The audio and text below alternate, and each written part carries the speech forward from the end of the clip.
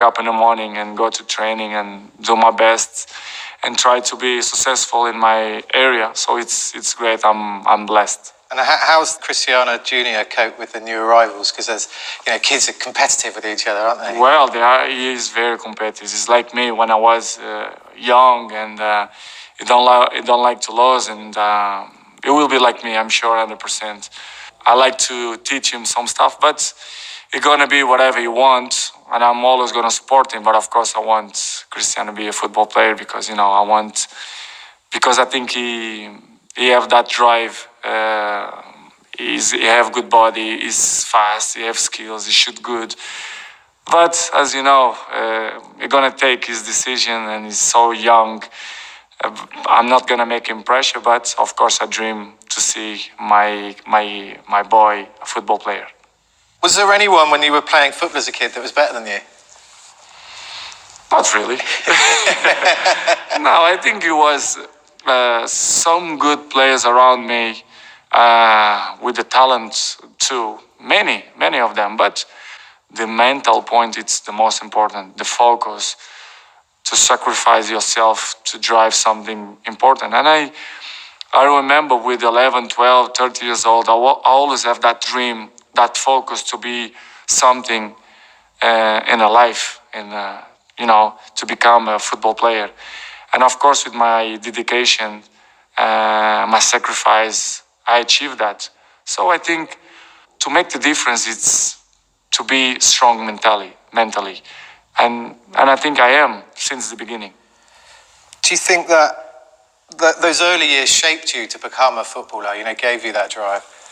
Maybe yes. I don't know. As you mentioned, good. I don't have a lot of school, but for me, the most important thing, the school of the life is the most important. I leave my parents with 11 years old to live in a different city. This was the most difficult part for me so far. And I deal with, to live alone, to do my stuff alone, and of course with my teammates, but without my father, my mom, my brothers.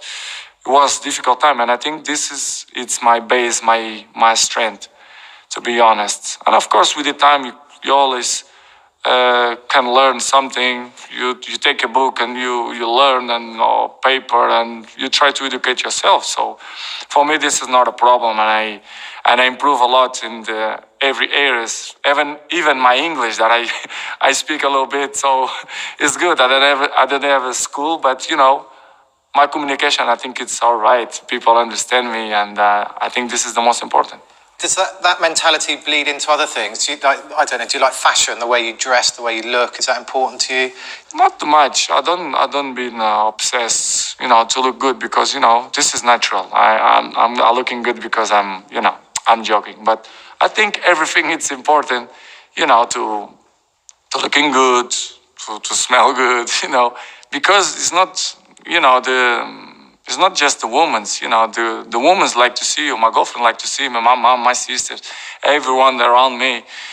I like to see, when the people dress good, men's or women's, it's part of our culture. So it's good, no obsession, but, detail here, detail there, make the difference, in my opinion. In your downtime then, do you watch other sport? Yes, I like, for example, UFC fights. I like to see tennis, basketball, ping pong is my second sport that I know to play good.